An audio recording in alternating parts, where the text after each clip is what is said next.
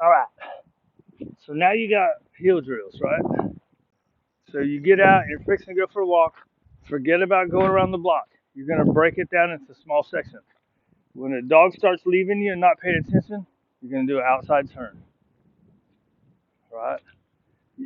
When I have dogs here, I might go 2 or 3 blocks. That's all I'm doing for like 3 or 4 days, right? You're going outside turns. As soon as he gets in front of you, outside turns. When he's back beside you, I'm loaded up with food. In heel drills, I use a lot of food. I should have in that. Now this is an inside turn. That's what really pushes him back, right?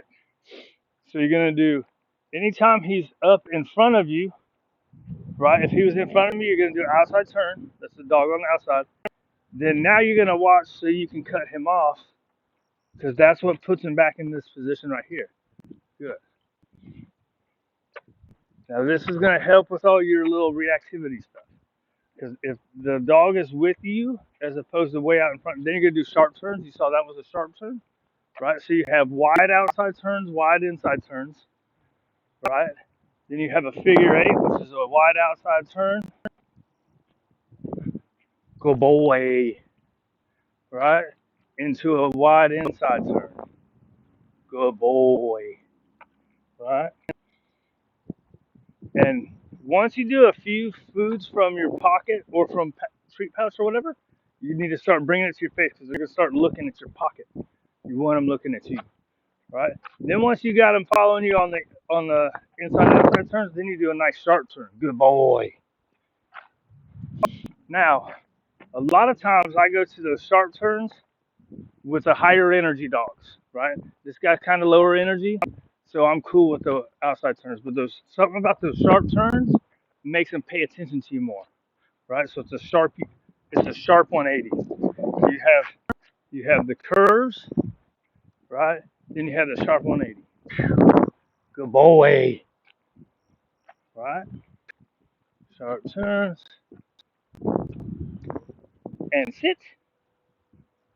Good. Down and motion. Let them think about it. You might have to do a little bit more. Ah, ah, ah, ah. Good. Nope. Down. Nope. Down. Good. All right. Break. And you don't want to keep repeating the words, but you saw the command, right? So, oh, sorry, dude. Wasn't paying attention to my feet. But you saw right there, I said it like 3 times, but there's a disruptive word. Nope. Right. So nope or something soft, right? Like or oops, whatever. Just a disruptor word in between it. Right, let's cut him off. He's getting excited. Good boy. And sit and stay.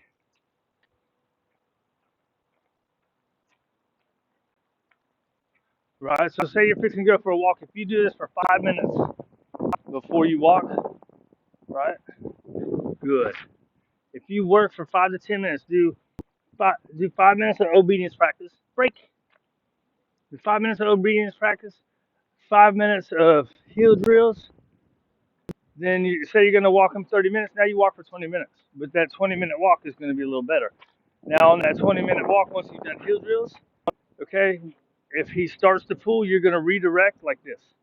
So the dog's starting to get ahead, and now we're on our walk. Now I'm going to do 360, right? So in heel drills, I don't often do a 360, but sometimes I do.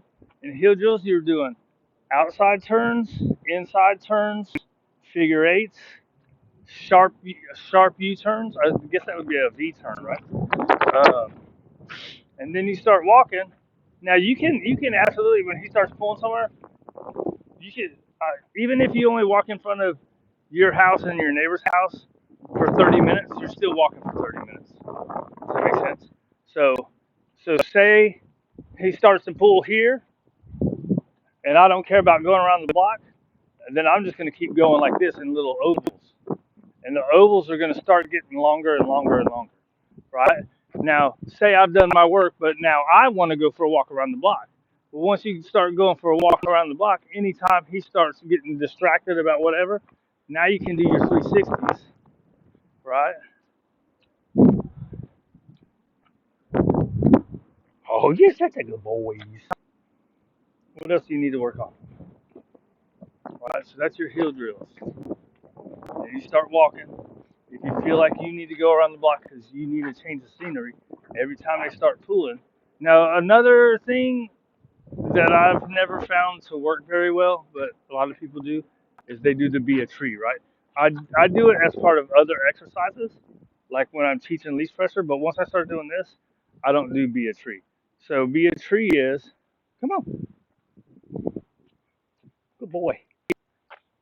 Be a tree is this. They get in front of you and they start pulling, you just stop and wait, right? And they're going to cause leash pressure. I'm going to reward this just because he gave it to me. They're going to cause leash pressure, and you sit there and wait and wait and wait and wait and wait until they turn back and come to you, and then you can reward them with a treat or even just going forward, because going forward in itself is a reward. However, if they're turning back to come back to you and you reward that, they're going to be looking back to you more often, right? So that's called teaching them to yield to leash pressure. And that's something else I do sometimes, depending on the dog, right? So sometimes when I start recall work, that's what I'll do on a long line, right? So usually on my long line walks, that's when I do the be a tree. Come on, buddy. Or say you've been walking and you want to give them a sniff break. You're walking, right? A good dog, right? You're walking. You say, okay, break. That's the other thing. Break down the times. So say you do a little work. You do your heel drills, right? And then you start walking. Don't try to walk for that whole 20 minutes. Walk for like 5 minutes, give him a sniff break. Then when you're on the sniff break, is this in the picture? When you're on the sniff break, if he starts to pull, that's when I do be a tree. Sniff breaks and my long line walks, right? So when you're on break, if he starts pulling, you're like, okay, I'm going to let you go to that smell. Well, now you're reinforcing the pulling. That's going to carry over to your walk and screw it up, right? So when you're on break, if he starts pulling, you be a tree. Sit there and wait.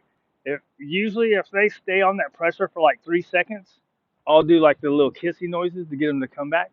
But generally, I want them to cause the pressure. Good. And then when they turn it off, I'll mark it and they'll come and get the reward.